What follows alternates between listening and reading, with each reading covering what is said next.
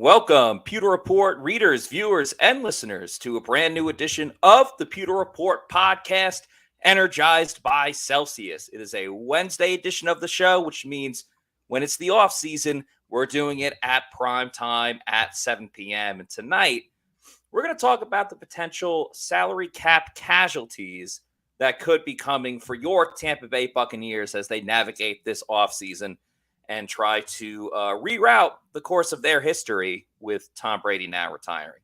I'm your host, Matt Matera. Joined with me is my fellow colleague at PewterReport.com. I was just with them at the Senior Bowl recently, and I'll be with him at the NFL Combine as well. It is Bailey Adams. Bailey, thanks for joining the show, and how are you doing on this Wednesday evening? Doing well. Pretty busy these days. Probably not as busy as the Bucs are with the offensive coordinator search and all this cap maneuvering they're going to have to do over the next couple months, I guess it will be, but doing pretty good. Good. Awesome to hear. Yeah, it's a lot of different juggling pieces and moving parts for the Buccaneers at the moment. We talked about some of the coaches that had met with the Bucs, such as Dave Canellis. That was yesterday, and then reports had came out today from Rick Stroud, Tom Paracello, that Thomas Brown, the running backs coach and then the tight ends coach of the Los Angeles Rams, was having a second interview with the Bucs today on Wednesday. But then he is going to Carolina, so making a pretty quick trip and meeting with the Panthers for the offensive coordinator position.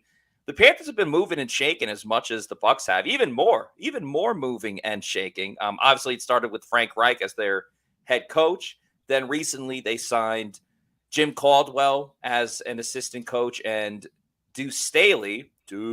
Actually, Bucs fans don't like hearing that. But Deuce Staley to be their running backs coach. So let's remember, the Bucs don't just need an offensive coordinator. They need a quarterbacks coach, running backs coach, wide receivers, and more.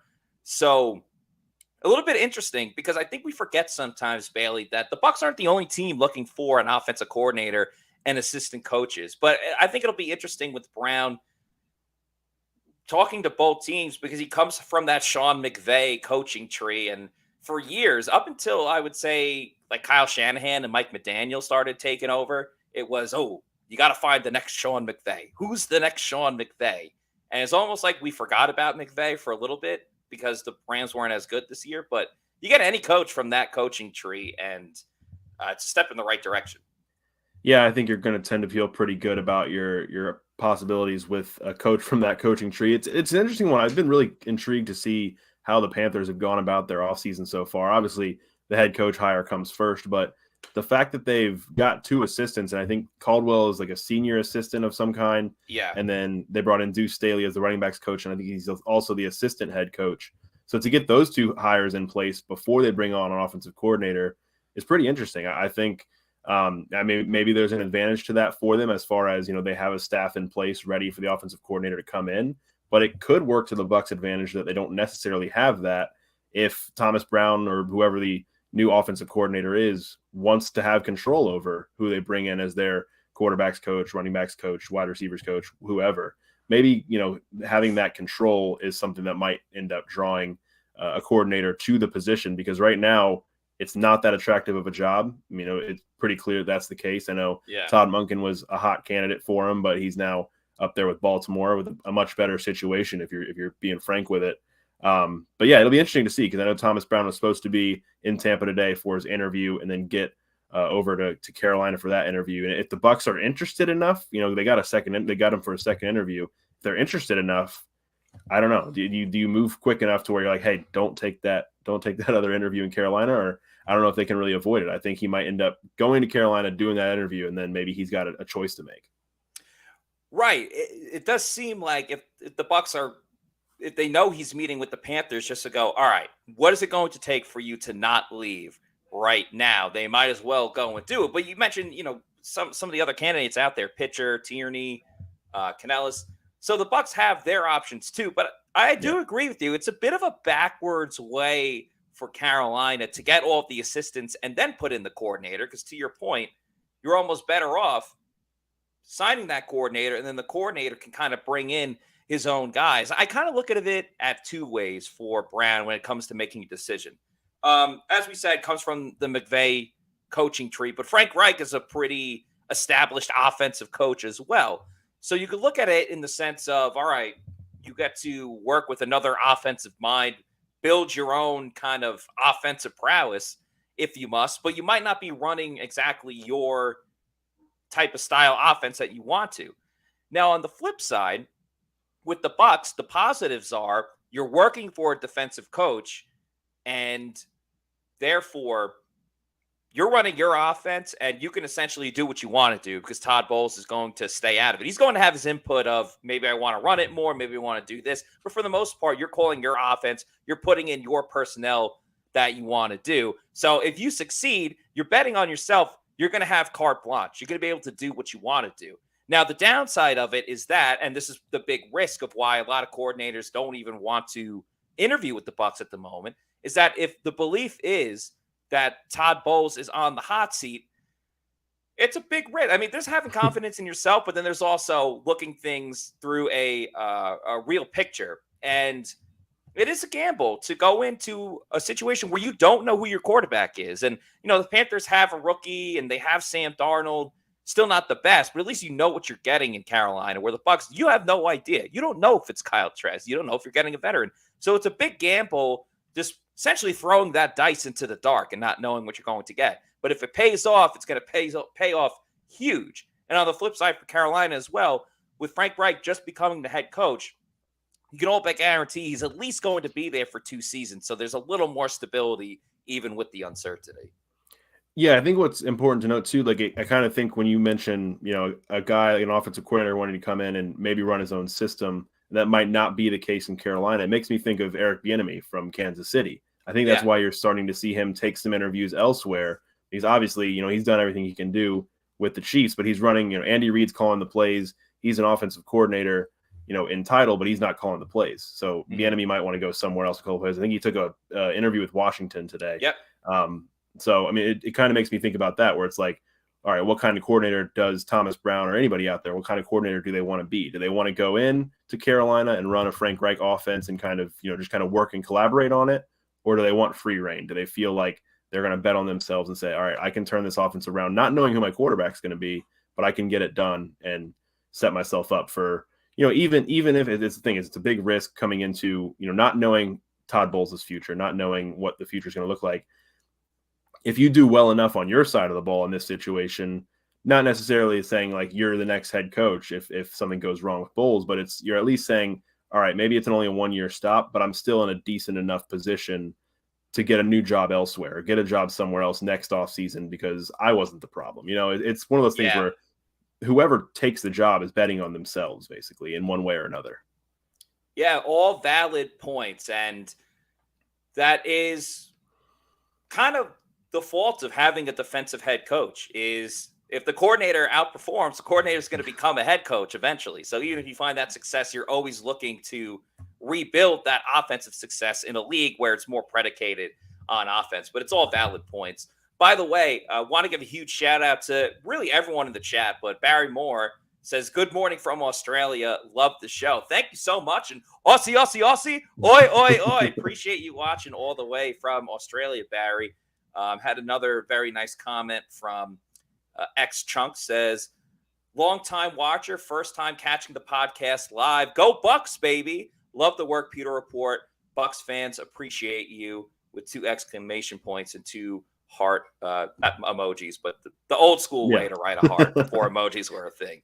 Middle school. Yeah, the middle. Yeah, it's like the AIM, the AOL and the AIM way to write a heart. Yeah. Thank you guys so much. We appreciate everyone that's in the comments right now. I see Matthew. I see I like Rice Bish, Christopher Oxentine, who had his birthday the other day. Thank you guys so much for all your participation and comments, not just tonight, but throughout the history of PewterReport.com, the Pewter Report podcast. And as you guys may know, the Pewter Report podcast is energized by Celsius. Check out some of their new flavors that they got going on, the Fantasy Vibe and the Sparkling Lemon Lime. 7 essential vitamins gives you that essential energy to get you through your day. Go to your local 7-Eleven convenience store or bodega to pick them up today. Once again, that's the Fantasy Vibe and the Sparkling Lemon Lime. All right, Bailey, the topic of today's show is the salary cap casualties. And we got Josh Capo from Pewter Report in the chats right now. Shout out, Josh. What's going on? He says, they cut Gage, I riot. Solo riot by me. We will talk about Russell Gage in a bit. I do kind of want to work our way from the bottom up, maybe not necessarily with the amount of money that is going to be saved, but importance of position versus the amount of money. And so who we're going to start with, and I'm a special teams guy. When I played varsity football, I played offensive tackle, defensive end, a little center, and I played special teams too. So this is a special place in my heart for special teams players. With that said, Ryan Succop, if they were to release Ryan Succop, that's a $3.75 million in savings that the Bucs would get right then and there. I like Ryan Succop. I appreciate what he's done for this team. He's still very, very accurate. But as we've learned, Bailey, in today's day and age, one, that's a pretty high number for salary cap for a kicker, especially in an offseason where the Bucs need to save as much as they possibly can. They are $55 million over the cap. That is the second highest in the NFL. And I think with Succop, he's older in age. He does not have the leg strength. I think Succop may be one of the first guys to go just based on his ability and the money that he's getting. Yeah, I think the writing's on the wall. I think, one of the few days after the Bucs lost to the Cowboys in the playoffs, Todd Bowles, I don't remember exactly who he was speaking to. I think it was somewhere, might have been Pro Football Talk or somewhere had it, where Bowles was talking about Succop and saying, we appreciate Ryan, what Ryan does a good job for us. But he kind of also was like, we need at this day and age, we need a kicker who can kick from beyond 47 yards or 50 yards, because you need to be able to kick those longer field goals, especially with the way the offense was performing in 2022. So the fact of the matter is Succop can't hit those kicks anymore.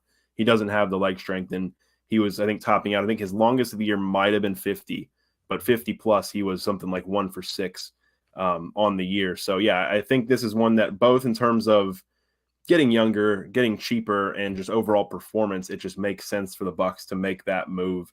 It's almost a no-brainer, I think. And again, like you said, you got to mention what Ryan Succop did for this team, coming in and solidifying the kicking position in 2020, has the season he had then. I believe he might have broken a single season points record, if I'm not mistaken, in that Super Bowl season. So, did a great job over the few years, but I think it might be time for him to move on.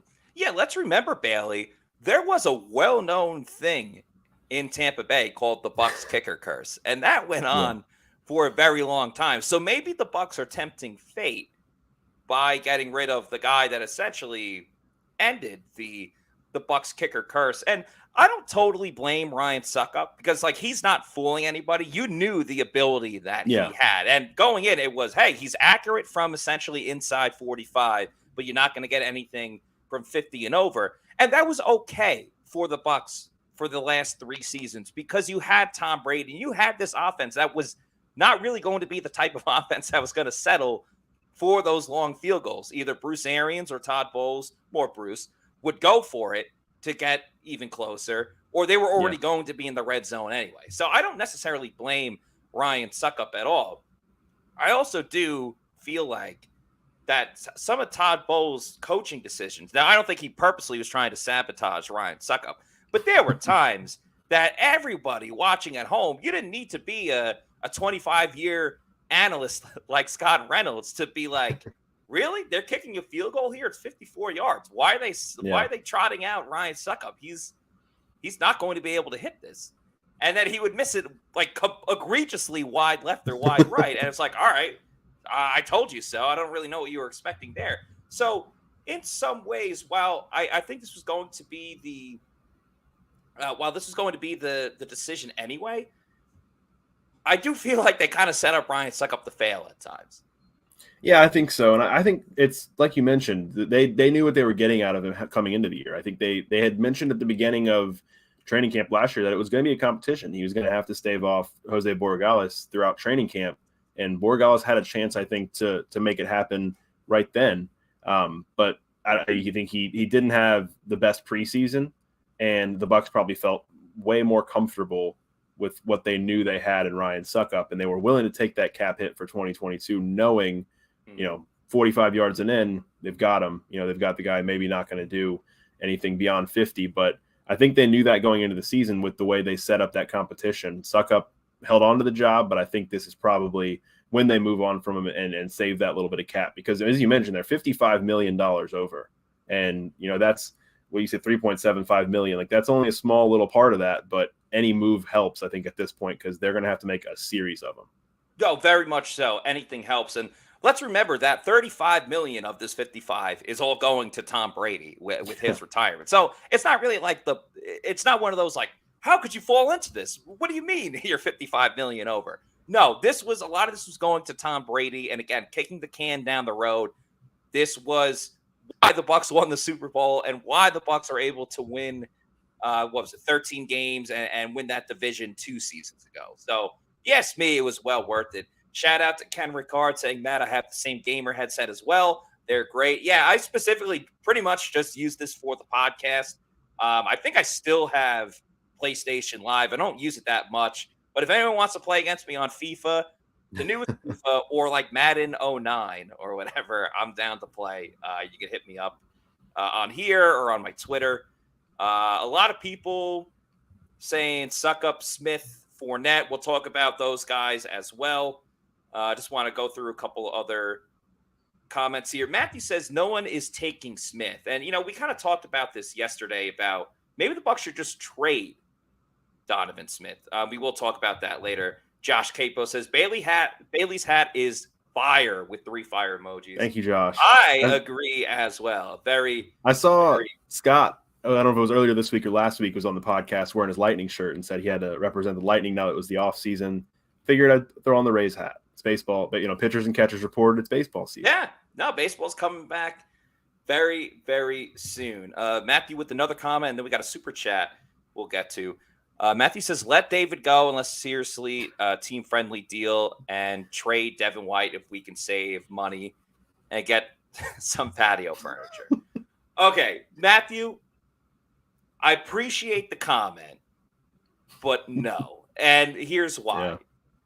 If you don't have Levante David back and you don't have if you cut Devin White, that would put you even a worse salary cap situation than they're already in. You have no one. And I mean no one. I'm channeling my inner Rock and Chris Jericho. I mean, you would have J.J. Russell and K.J. Britt. They'll call it the initials room. And I like those guys as special teamers. They're not set out to be inside linebackers. So then you have to reshuffle the deck again for the draft because you weren't expecting to go inside linebacker, at least extremely early with Devin White. So you have to reshuffle that deck and then look at another inside linebacker in free agency. So you're not going to get rid of Devin White. If you want to look at a cheaper option at inside linebacker for Levante David, fine, but you're not going to get rid of both. Bailey, do you see it any other way? I don't. No, like you mentioned, those guys are good special teamers, but they are – I don't even know that they're backup inside linebackers. I think in title right now, yes, they are. But I think the Bucs really – they can't afford to start those guys and almost need to upgrade their depth there this offseason if they can. I mean, they're in a situation where – yeah, the Levante David one's interesting because I know Levante wants to retire a Buck. He said as much last week, and I know a lot of fans do want that. But he is going to cost probably around $10 million. And, whether – I mean, I think at this point in his career, he's still worth it. He's still playing, a reliable brand of football. He's not the splash playmaker that he used to be when he was younger, but he still probably was the best defender on the team last year, especially the most consistent. But, yeah, I mean, that's the thing is if you want to go cheaper – that's an option. But then again, you're creating another hole, which we'll talk about with some of these guys. If you're cutting these for cap casualties, if they're cap casualties, you're creating more, additions that you're going to have to make through the draft and through cheap free agency deals. Exactly. A shout out to Cody Haynes for the $1.99 super chat. Cody Haynes music free plug. Check out Cody Hayden's music. He says, I'm calling it now. Thomas Brown gets hired shortly. If that's the way the Bucs want to go, I hope your intuitions are correct. Bailey, I'll ask you, I know there's been a lot of coordinator interviews. Is there anyone in particular that sticks out to you that you would prefer, just given either their coaching history or style of offense? Is there anyone that's like a number one candidate for you? Because for me, there is, but curious to get what you think. To me, I mean, obviously after Todd Monken was hired, and I don't know that he was ever really going to come back to Tampa. Yeah. He was one of them that was at the top of the list. And I think Dan Pitcher was another one who's at the top of the list. I don't know that he's still necessarily in the mix anymore. I think he may be staying put in Cincinnati. I don't know if that's become like a thing he said for sure, but it just seems, he's had his second interview with Tampa, and it seems like, I don't know if there'd be a third. But I think Dan Pitcher is probably would have been my other top one. I'm intrigued by Thomas Brown. I am. I'm curious, obviously from the McVay coaching tree. And that's always going to be a plus in anybody's resume. But yeah, I mean, there's a lot of names out there. I'm sure I'm probably forgetting somebody who I'm actually interested in. I just can't get all the names straight in my head. Yeah, I did just ask that off the fly too. There are a lot of names. Pitcher was actually my guy too. The fact that he worked with Joe Burrow, young quarterback, and it's looking more and more like it could be that situation with Kyle Trask. He was definitely my guy too. Let's talk about another cap casualty. Now, this one's going to sting a little bit because he's been a long-time Tampa Bay Buccaneer. And just the way that it's been going, year after year, they restructure his contract and give him a more and more of a pay cut each season. But I think this year's might be where they fully let him go, and that's Cam Brate. And Cam Brate would save the Bucs $2 million, but as you said, Bailey, they need everything that they can scrounge together. And I just think with Cade Otton and Cole Keith, and maybe going through the draft again this year, Cam Brate's best days are behind him. And I want to see him have like a Rondé Barber role with the Bucs in the front office, like hosting his own show or anything like that. But it looks like Cam Brate could be out the door. I think it's felt like that for the last few off seasons, hasn't it? It's felt like, all right, this is probably, when we're going to say goodbye to Cam, but they have been able to restructure. And I don't know. I don't think he offers enough anymore. I think obviously a great veteran presence and a great guy to have in your locker room. Always really good with the media too. Always a good guy to talk to. But yeah, I think at this point they've got Cade Otton, who I think should be tight end one going into next year. And you're probably adding maybe a day 3 tight end, potentially in the draft this offseason. And yeah, I think just to get that $2 million off the books, it's probably time with Cam Brate. But yeah, I agree. Cam Brate is a guy who I've enjoyed having around this team for such a long time, and I think he would be good in a role like that. Whether he's hosting his own show or doing anything, related to the Bucs.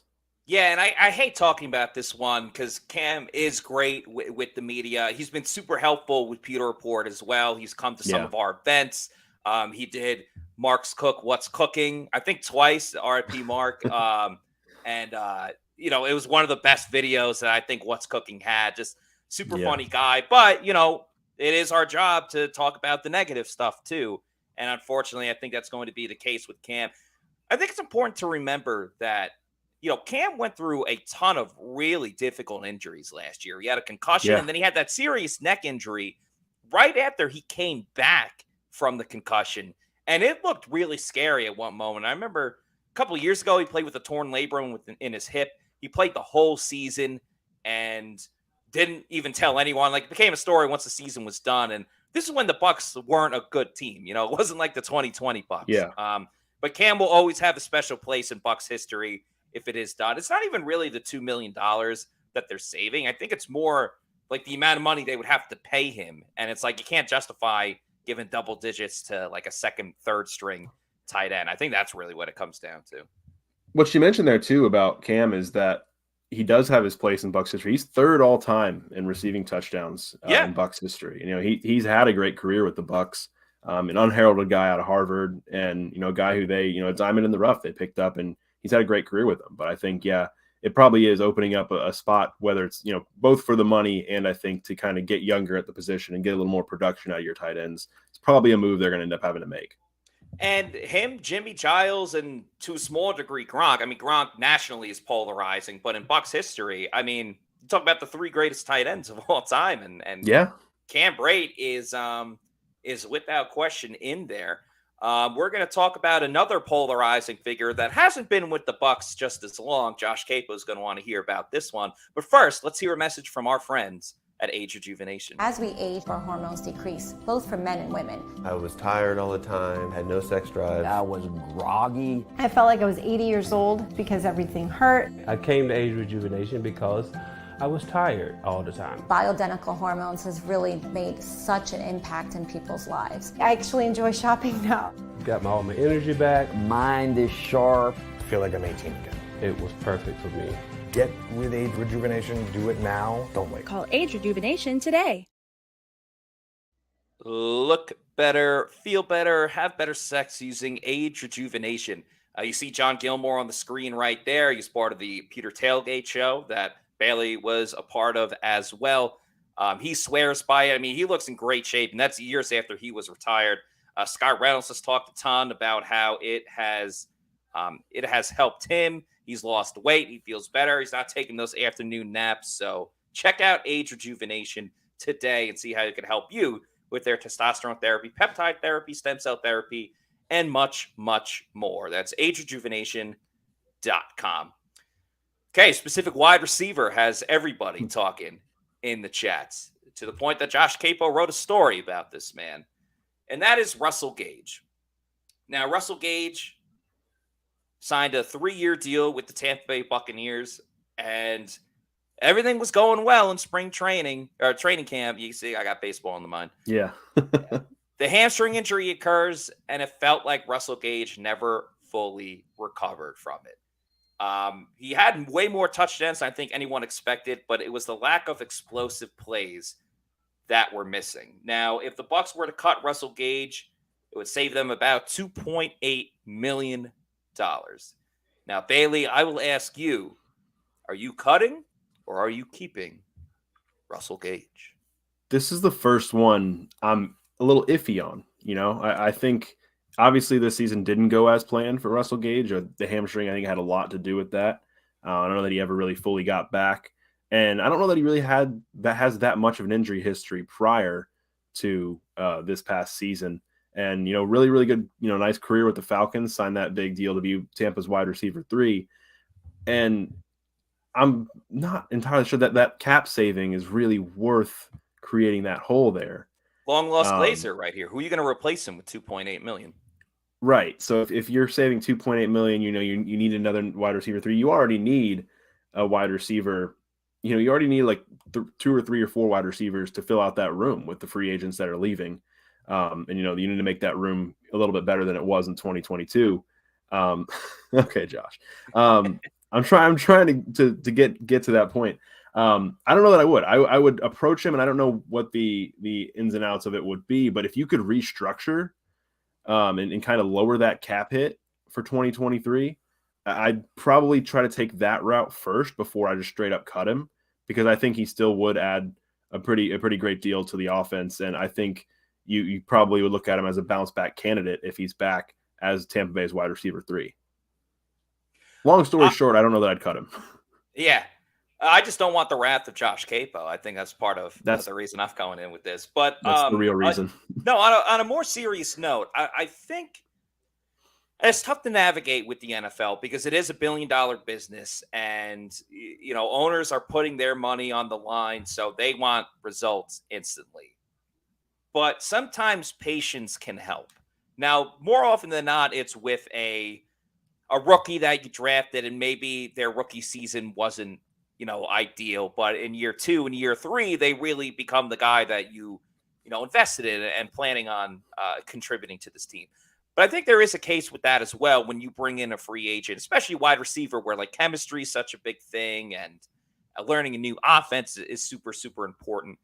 And I really liked what Josh had to say in his article. You can check it out on pewterreport.com, where he makes the case for cutting Russell Gage and what he really wanted, which was keeping Russell Gage. And they said for the value that they got Russell Gage, it was actually a good deal for the Bucs when you look at some of the other free agents that were able to sign.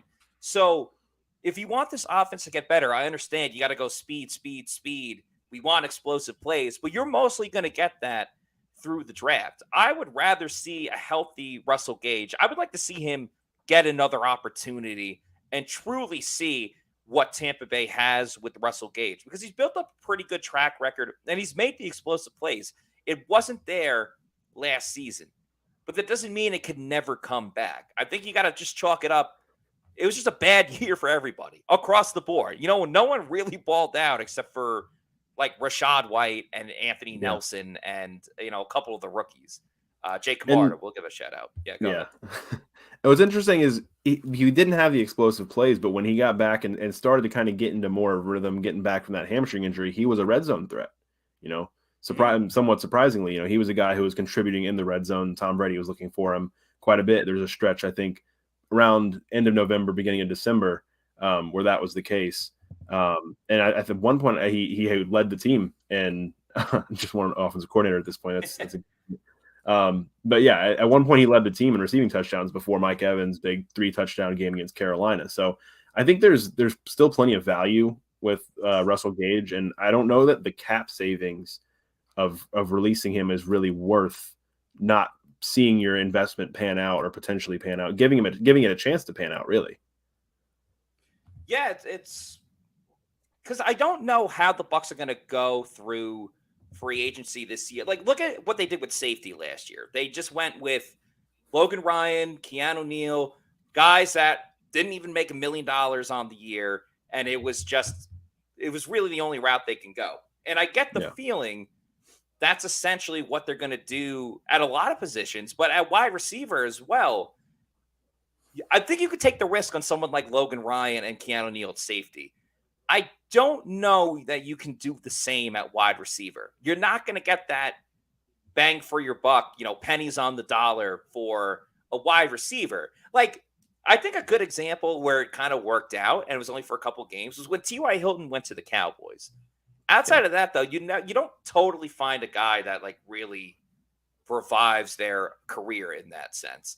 Brian, it feels like a luck of the draw thing, really. Yeah, it's like, okay, we'll gamble. It is a risk reward thing. It's like, all right, we'll just throw him a minimum deal and maybe he revives his career. But you don't really have any you're kind of just throwing darts at the wall there and hoping it sticks. But with Russell Gage, I think he has a little bit more of a track record and a little bit more built up where you're like, all right, let's see if this pans out. Give him another year.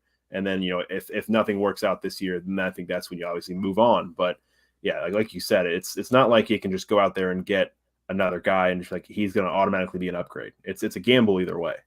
And you made an excellent point. I'll get to Brian's comment in just a moment about that. Gage is one of the few people that's on the cut list and then also the restructure list. A couple other guys that you could restructure: Ryan Jensen, Carlton Davis. Both Shaq Barrett and Shaq Mason, Chris Godwin and Vita Vea, all guys that have gotten contracts pretty recently. Someone will be getting their contract restructured. It's just a matter of who. If you're Russell Gage, I'd be like, hey, you want to restructure my contract so you don't cut me? I'm in. Sounds good. Brian with this comment says, 1 more year for a healthy Gage. I was excited about him when we signed him. I agree. I think you kick the tires on him 1 more year. If it's another down season, then you can cut him there, even though you'll still be in hopefully a better financial situation that time around than going into next season or the following season. Someone mentioned trading Ryan Jensen. They are absolutely not doing that. We just went through an entire season without seeing Ryan Jensen on the offensive line. Yeah, exactly. So I don't know that you want to create that again. Someone said trade Godwin. They are not doing that. That's the last time I'm going to entertain anything along that. I don't even know if we're getting trolled at this point or not. This next one, though, is for real and legitimate.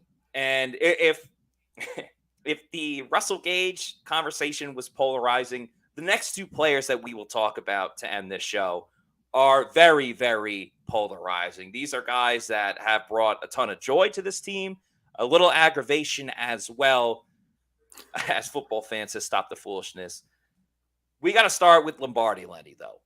Leonard Fournette would be a $3.5 million cap hit. Bailey, I'll let you give your thoughts on. The only thing I'll say is I only think Leonard Fournette got his contract after the first year with the Bucs because Tom Brady was here and he wanted Leonard Fournette, and Fournette is a Tom Brady guy. Let's remember, he was meeting with the Patriots when Tom Brady FaceTimed him and said, yo, get back over here. Yeah. But that's all I want to say about Leonard Fournette. The floor is yours, Bailey. Yeah, I mean, they gave him a 3-year, $21 million deal last offseason, a pretty hefty price tag. And I don't know, they definitely didn't get their return on investment, at least this past season. He's another guy where it's like he added a lot in the time that he was here. I think he had a really good, obviously that playoff run gave him the nickname Playoff Lenny and Lombardi Lenny.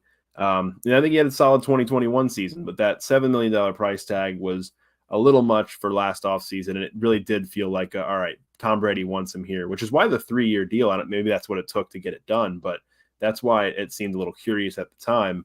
And Tom Brady famously said, no one loves Leonard Fournette more than I do, but maybe his mom does, is what he said. But he's up there with people who love Leonard Fournette the most. So yeah, I don't know. I think with the, again, $3.5 million you save, if you part ways with him, you give Rachaad White a chance to be your RB1, and you get another running back in there to kind of spearhead the future at the running back position. That's probably the way to go. Okay, Bailey. We just had some breaking news a minute ago. Oh, did we?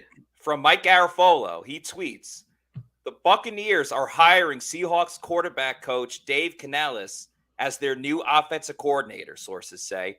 After 13 seasons as an assistant on Pete Carroll's coaching staff, Canales heads to Tampa to run the offense for Todd Bowles. This is breaking news right at the moment.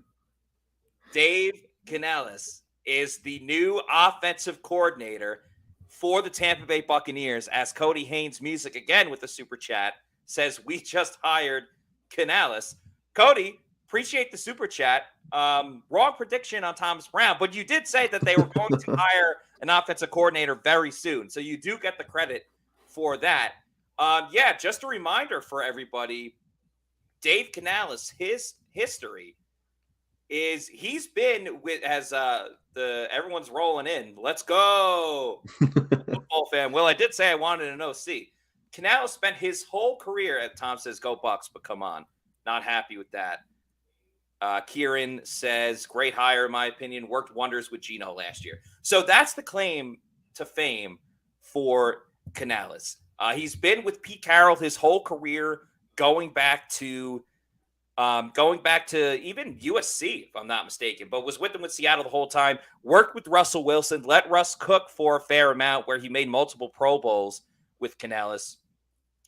Then worked with Geno Smith, revived the career of Geno Smith, made him a Pro Bowl quarterback, which that is the huge, huge factor in all of this, because again, we do not know who the Bucs starting quarterback is just yet. We don't even know who's going to be on the roster outside of Kyle Trask. It is Kyle Trask and then question mark. And it's going to be up to this offensive coordinator to navigate that. Yeah, I mean, I don't even have a lot to say here. I think it's kind of, I did not expect this to break right now. Yeah, I know. That's show business. Yeah, Bucks Basement with the $2 super chat. Canales will be gone end of year along with Bulls. So we've already got a polarizing, I think, opinions on this. I think some people might just be relieved that they finally have an offensive coordinator, and we could stop talking about it and stop speculating about it. But others are not happy with the hire. I think it's an interesting one. Ian Rappaport looks to have confirmed it here. Says a really intriguing hire. Canales did a great job with Geno Smith, earning a new post in Tampa. Yeah, I mean, like you mentioned, his claim to fame is Geno Smith's career was, I mean, it was just kind of middling. It was almost over. It felt like, where it was like, all right, he's stuck around this long, but he's never really going to be, a guy anywhere again. And that changed. That changed in Seattle, and he was able to make the Seahawks competitive in a year where everyone thought they were going to be pretty bad, like one of the bottom teams in the league. And so they were able to have a lot of success this past season. He was a Pro Bowler, and I think he might end up sticking around in Seattle for the foreseeable future. But yeah, with the quarterback situation, getting someone in who has just recently had that kind of experience with a quarterback and has worked so closely with quarterbacks over the years. We saw that with the candidate pool was like a lot of quarterback coaches, passing game coordinators, stuff like that. Not too many like running backs coaches or anything like that, just a couple. So getting him in the door. We'll see what happens now at the quarterback's coach position, the running backs coach, wide receivers coach. What stands out to me about this is he only just had the one interview. I think he had the one interview last year or last week. It was reported, not last year. Last week it was reported that he was going to interview, and then he ended up finally having that interview yesterday on Tuesday. And I guess the Bucs met with Thomas Brown for a second time today and decided to make Canales their man. But definitely interested to dive into more and see some more about him going forward. And shout out Smook813, $5 super chat. No comment, just giving us the Appreciate super it. chat. Maybe he's happy about that. Smook, if you have another comment that you want to put into the chat, we'll make sure that we put it up there. I see some people in the chat saying that the Bucs settled. I think we got to understand that the Bucs weren't going to have their top option because of the quarterback situation, the uncertainty with Todd Bowles. So they were going to have to take a guy that, as far as play calling wise, was unproven. But I like the fact that he's worked with two different quarterbacks. He is going to bring his type of offense. I don't necessarily know if this means, and I don't think it means, that Geno Smith is now on the table for the Buccaneers, because you got to understand, Seattle still had a very good year with Geno, and they still have Pete Carroll. They still have, their offensive coordinator. So if you're Geno, I don't think you're going to leave just for quarterbacks coach. You're going to get a decent sized contract in Seattle, team you just made the playoffs with. In worst case, Seattle would probably end up franchise tagging him. So I don't think that necessarily means that Geno's on the board. But I love the point you made, Bailey, about the Seahawks. No one expected them to do anything last year. And they made the playoffs. And they gave the 49ers a run for their money, at least in the first half. Like, they pretty much kept it close until the fourth quarter, if I remember that game. And they like to run the ball a lot, too. Now, the Bucs were not great at it last year, but if anyone's going to improve the run game, it would be a team like a coach that came from Seattle, where they ran it a ton with Kenneth Walker. And Kenneth Walker was, burst onto the scene. I mean, he got more notoriety than Rachaad White, understandably so. Rachaad White was holding on to or sharing rushing attempts with Leonard Fournette. Now you'll let Rachaad White kind of do his thing. Now we'll see how that changes. But overall, I mean, whether you like it or not, it's an exciting night for Bucs fans because you got a new coordinator in the mix. Yeah. And I think what's interesting is Canales got to see Rachaad White, his best game, up pretty close when the Bucs played the Seahawks in Germany. Rachaad White went with his 100-yard game, had that big stiff arm. He won the angry run scepter that week. So that's Canales' new running back. And, we'll see. We'll see what they do. I mean, to tie this back into the cap casualty conversation, if Leonard Fournette's out the door, the Bucs might have a completely revamped rushing attack, not only because of a new coordinator, but also, finding someone to pair with Rachaad White going forward. It's going to be interesting. I think that this is where you can kind of start to see maybe the vision take shape a little bit for what this offseason is going to look like. I know there's still a long way to go with the cap. There's a long way to go with the roster, but we've got the first domino to fall. Exactly. They needed that first domino because the draft and free agency changes when you finally have a coordinator. He might like a certain type of personnel over a different type of personnel, and that's why you needed to get this first guy in. Leonard Fournette, still think he's out the door with, the whole the emergence of Rachaad White, the $3.5 million that they're going to save. Brian with another great comment talking about Canales. Can he fix Gabbert's career too? I don't know. We'll see if Blaine Gabbert's back. I don't necessarily think that Gabbert is returning. I do think there's going to be changes at running back for sure when it comes to the Bucs offense next season. And another thing David Canales will have to figure out is whether he wants Donovan Smith as the starting left tackle for the Tampa Bay Buccaneers. We're going to talk about Donovan in just a moment. But with this new offensive coordinator, you might like him a lot after you watch him in training camp and the preseason, that you're saying, hey, Bucs are going to score a lot more. I'm going to bet the over in a lot of these games. And if you're going to bet the over, the best place to go and do it would be at mybookie.ag. Give yourself a fresh start in the new year with MyBookie. Whether you bet to earn or to make the games more exciting, MyBookie gives you the most for your money with their redesigned deposit bonus. Just use the promo code Pewter on a deposit of $50 or more to receive a cash bonus instantly to your MyBookie account. Using this bonus is simple. Bet your deposit amount just once and you're ready to cash out. It's no strings attached with MyBookie. Bet on the NFL, UFC, or play for a share of big cash prizes in the weekly online blackjack tournaments. With so many brands to choose from, you need a platform that makes it simple to bet and win like MyBookie. Bet anything, anytime, anywhere with MyBookie. Promo code Pewter. You could also earn up to $1,000 in bonus money with your first deposit with that promo code Pewter. So even if you learn from Plant City Math, you know that is a heck of a deal. Check out mybookie.ag. Okay, Donovan Smith, longtime Buccaneer. We know the trajectory of his career by now. A lot of ups and downs early. Then Tom Brady comes around, has two of his best seasons in 2020 and 2021. More specifically, 2021. And in 2022, it went downhill badly last year. Now, he had a lot of personal turmoil that I think played a little bit of a factor into it. But the facts are that he is 30 or turning 30. And $9.95 million in savings that the Bucs would get from him. That's the largest number of savings that Tampa Bay would obtain with these salary cap casualties. The real question is, are you confident in Tristan Wirfs moving over to left tackle and then either drafting a right tackle, finding a cheaper right tackle in free agency, or the idea has been floated out to move Luke Gedeke to right tackle as well? Bailey, it's a tough question, but I'm going to be the one to ask you it. What are your thoughts? Yeah, it's the toughest call to make, even though it is the biggest savings they could possibly get. It's also the biggest hole to create, on the roster. How important the left tackle position is.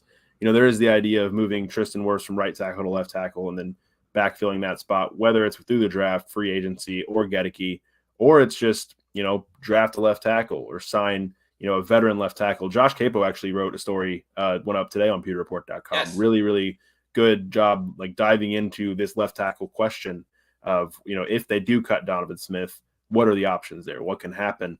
Man, it's hard. It's a tough one to do because with how many needs they have right now, you look at receiver as a need. You probably look at running back as a need. You're looking obviously at quarterback as a need. Yeah. There's needs all in the secondary. There's needs as pass rushers. You need, interior defensive linemen. Do you really want to create another need at left tackle position that significant? I'm almost still going to say yes. If I don't know if it's a possibility, if he's a restructure candidate, he's on his last year of his deal. It's tough to say whether that would be a possibility or not. And I don't know, you'd really be banking. We talked about Russell Gage, we're banking on a bounce back from him. You'd be banking on a huge bounce back from Donovan Smith. But something that Josh made the point about in that article was, do you kind of see, this was his worst year. 2022 is Donovan Smith's worst year. Do you kind of see, I don't even know if him regress back to the mean of his career of, not necessarily awful right, like he was this past season, not necessarily the heights that he reached before, but kind of, a solid, reliable left tackle. If you feel confident that he's past whatever was, affecting his play from a personal standpoint, I think maybe you probably keep him on, and figure out from there how you can fill the rest of your needs and how else. It's the big question is the cap hit. Is you save $9.95 million by saying goodbye to him, and that's in the situation they're in kind of hard to do. I rode the fence pretty hard in that one, I think. No, it's difficult. It is really threading the needle. And I do think that Smith will have a better season overall than he had last year. But if you go to Tristan Wirfs and say, do you feel comfortable playing left tackle? And he says, yes, no problem, which he probably will because he's Tristan Wirfs. Yeah. He's the nicest dude around. I think you got to go with Tristan Wirfs at left tackle. And in that sense, you're not going to just swap Donovan Smith and move him over to right tackle. At that point, I think you got to let him go. Now, if Wirfs doesn't feel comfortable playing left tackle, then I think you have to decide who's going to be your quarterback. Are you going to go with a veteran that you need, that you think you're going to win and compete for the division right out of the gate? Then I think you keep Donovan Smith. If you go with like Trask, or the Bucs decide to draft the quarterback in an earlier round, even though you want to give that quarterback as much protection as possible, if you're still moving Tristan Wirfs to the left side, I think you take the risk with a veteran right tackle on the other side, or Luke Gedeke at right tackle. So that's kind of how I would really address it, because $9.95 million is a lot to save in a year where you really, really need it. We got a couple more super chats that we'll get into. Understandably, everybody wants to talk about the new signing and offensive coordinator with Dave Canellis. Real quick, just want to mention to everybody that Celsius has a variety of flavors, not just the new ones we talked about earlier on the show, but they also got the Arctic Peach and Tropical Vibes. Can't go wrong with any of them there. You also got Cucumber Lime, Original Orange, Sparkling Watermelon, Peach Mango, Kiwi Guava. So ton of awesome different flavors.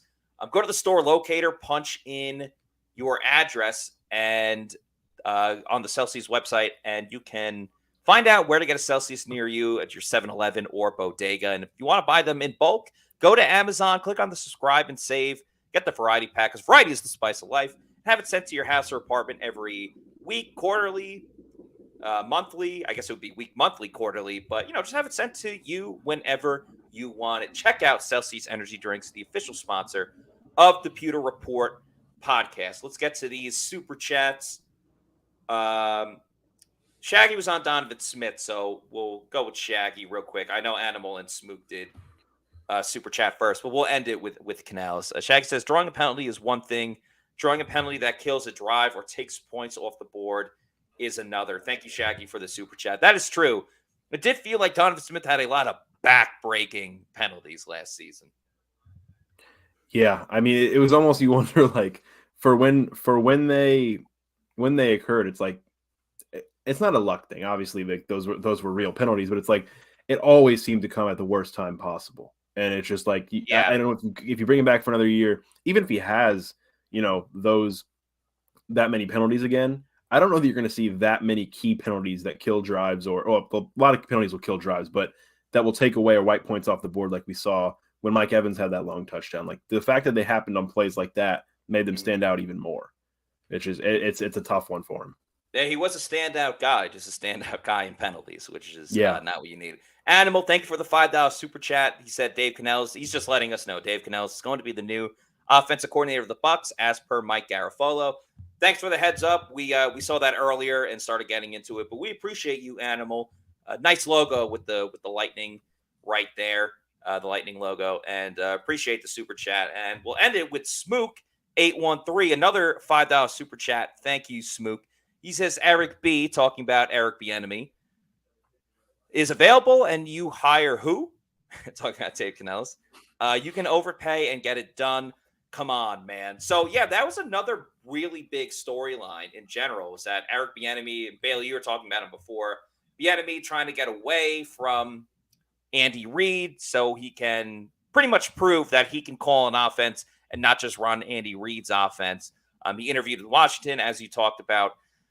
Again, the other thing is, we don't know that Eric Bieniemy wants to be the offensive coordinator of the Bucs because of the situation that they are in. So the Bucs, I wouldn't be shocked at all if they inquired about Eric Bieniemy, and Bieniemy was just like, nah, no thanks, I'm good. I'd rather find a more sustainable situation. So I'm sure the Bucs have discussed Eric Bieniemy in their offensive coordinator search. I mean, he's been the most talked about candidate for like the last 4 years.